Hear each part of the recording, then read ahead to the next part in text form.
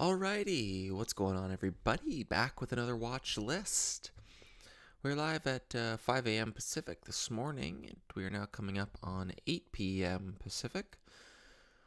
That is 15 hours. So I saw you guys 15 hours ago. And yeah, open, going absolutely nuts. Pulled back right to the breakout level. Held it. And ripped on higher. I sat there like a deer in headlights, didn't trade it. Don't typically trade those that gap over the breakout level. Unfortunately, this kind of range expansion couldn't have happened on this breakout or this breakout, and it waits until it gaps from 5 to 8 and then does its rip. So a bit frustrating, but it is what it is. Congrats to those of you who nailed it. A few sympathies off of it. OPAD, kind of a choppier one. Not a ton of range. It's within a bigger picture daily range, so not really breaking out by any means. GoPro, saw this one here through these 180s, contemplated, but fairly limited in terms of how much it can really get going. Like buying it in there in the 180s, having to risk down to lows, you're risking 20 cents and you're only up 20 to 30 cents. So it just felt like the risk reward wasn't there on that one. Air, this one here, I'm hearing word that it's running off of open sympathy, and this one's definitely getting into extension mean reversion territory. So in a perfect world, open obviously has options. And if this were to gap up, blow out in the morning, get like a nice exhaustion gap, failed follow through, I think air would follow. And given the range of this one running from 40 cents to $1.40, if we could get a gap up and blow out on this one, open starts to do it, this one starts to follow, I think this would be an A-plus trade. The way it's setting up currently, not like gung-ho about it, it's just starting to break out over that $1 range. But we'll see where open is tomorrow. I don't love shorting this one either tomorrow. Like it gapped up and held and ran all day. So I don't really consider this super extended at this point. But definitely keeping those sympathies on watch. ORBS took a loss on that one today. Took a while to stop me out. We got the week open, pullback, low a day, which we've been seeing a lot lately as these low a day clearouts. And it swiped right back, big green engulfing candle, so I put on some chase size. And then once we started to break through the opening range highs, we broke through 19s. I bought, looked like we were going to push through highs, which we did. So I put on about 2 to 3 hour risk off of low a day. Felt like an A-plus setup, and ended up getting stopped out there, and it went a hell of a lot lower. CoreWeave, really good opportunity here. Made about 2.5 R on this one. Ran from 80s to 120s. Was on the watch list there this morning for our first red day. And right off the open, we started to pull. It was pre-market actually. I covered the flush. It went from 119 straight down to 115. Felt like it might have a knee-jerk reaction, so I started to re-lean pops using these pre-market 120s as a guide on these entries. And then once we get this hard crack lower high, I get about 2R off of 120s, and once we take out the opening range lows, I got up to full 1R off of 118 high a day. Covered into some speed up, covered into a new low a day, and then once we break the prior 2-minute bar high, then I covered the rest of it. And what's so funny is I've talked about this on these watch lists before, where they start to grind back, and you never know how long this bounce is going to go before it possibly rolls back over. And what we had in CoreWeave was you could have shorted anywhere risking off of this high, was right off of this candle at 118, and it broke it by 60 cents and then completely unwound by another $5 or $6. Like it stopped out anybody right there. Wasn't a ton of volume associated with it, but just insane that it can bounce like that.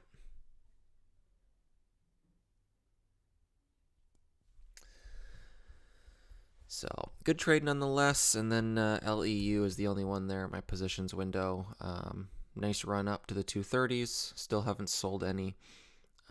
Looking to continue swing this one basically until we start to speed up or until it hits my stop. Something like open, for example, where I'm long here, even adding in the 580s, risking verse 5. I was actually, the highest I ever moved my risk level up to was 530s. Was right here on this day. When it broke out, I bought into the close in the 590s and moved risk up to 530s. And I locked in all of it here in the mid to high sixes. And even if I still respected that 530 stop, I'd still be in it. I'd never be holding it this long. Kyle Williams, super good trader. He's been holding this thing since the fours, all in here. I think he bought this day, right through this little lower high trigger. And this day, the low was 396, and his stop was at 395. He was a penny from getting stopped out. And yeah, he's still holding up over 100% on his position. Really impressive trade on his part. Tesla, very notable. This one here was on a watch list a little while back. What day was it? Was it like over here maybe? I think I said that I think it was worth just buying and never looking at it because it is a bit choppy. But you can see this bigger picture trend, and then it finally broke out of this horizontal resistance. Does have a ton of overhead, but the way that this has formed a base and continuing, you can see little buyer along the way. Didn't get super tight, but one, I think the name itself has a bit of a like retail demand naturally to it. You did get a couple little inside days, but the moving averages are a bit spread out. Like I'm looking, the 10 is at 345, the 20 is at 340, the 50-day is at 326, the 200-day is at 330. So the 200-day is still above the 50, which is kind of weird. But it's not like they were super tight. Like when I was buying LEU, they were all at like 207. There was like a bunch of moving averages right in here. Where with Tesla, the moving averages are kind of scattered all throughout here. So it wasn't super tight. So that was the main reason why I didn't get back in there. I did have a position on it somewhere over here. 330s, 340s or something like that. And I was like, do I literally just buy it and, you know, put like 50K, 100K in it and just be like, I'll let it go to zero kind of thing? And I thought about it, but didn't stick to the plan. I ended up selling it for a small gain because it was just so choppy. But now the trend has kind of broke and pushing higher. I think any weak opens, you could use prior day's lows here in the 340s as a guide. But kind of like IONQ, this one here was that breakout idea on this day. And you got that second day of sideways consolidation, digestion, whatever you want to call it. If you buy anywhere in there, risking prior day's lows, I think that's something that that Tesla could do. So I will keep it on watch. So I think, yeah, main watches into tomorrow are probably the open and its sympathies. And I don't really have, like, if open were to gap up an absurd amount into like that 30 to 50% gap up range, I'd probably look for an overextended gap and crap.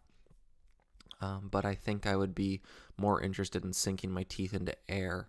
Oh, also worth mentioning PTNM. This one was on the watch list this morning. If you guys were on the live stream, I did one in pre-market today. And I was looking at this one for a first red day. You can see the daily here. Looked really clean. Volume was kind of minimal this morning. We got the hard crack, and I saw this bounce. I was looking at borrows. I was looking at borrows on the stream as well. They were 3 cents, 7 cents, nothing too crazy. And I was looking at this bounce, just kind of seeing, oh, how high is it going to go? And then it just slammed, and I was like, yep, guess I missed it.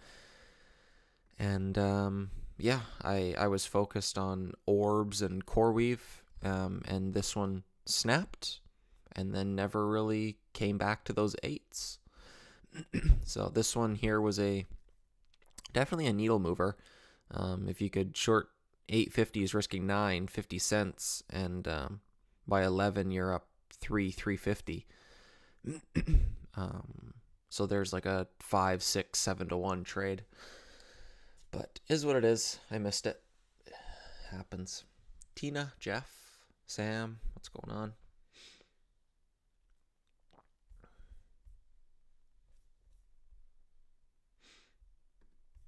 Wilds, that one's still holding up. Volume didn't really die off. You got those top wicks. Not the cleanest looking for a liquidity trap, so who really cares? Yeah, nothing really, nothing much else to touch on. Everything that's gapping up is crapping. If you look at scans on percent gainers, you still got stuff that's up 50%, 70%, 90%, and they're all closing below their open. Big red top wick candles. And so if you're a gap and crap trader and you like shorting those day ones, you're probably having a field day the last few days. If you didn't blow up on Octo. But yeah, not an easy market in my opinion. Definitely not slow, but not easy. So I prefer easy. I prefer easy.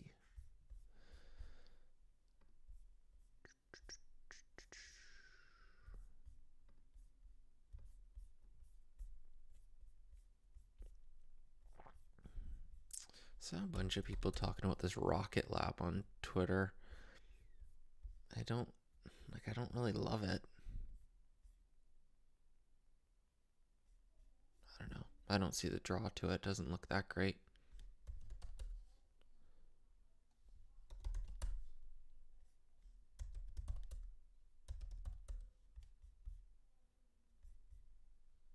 Yeah, I don't know.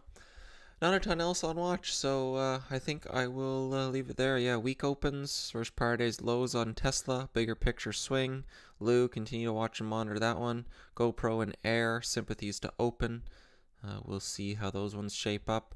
We'll watch Orbs. 2 losses on it now, back-to-back days, so it could be one of those ones that just fizzles out, and with the ticker change just loses it off people's radar, so not going to force the bias and continue to lose on it, trying to bounce it every day, but we'll keep it on watch just to watch and learn, see what happens. So take it easy, guys. Have a great weekend, and I will catch you on the flip side.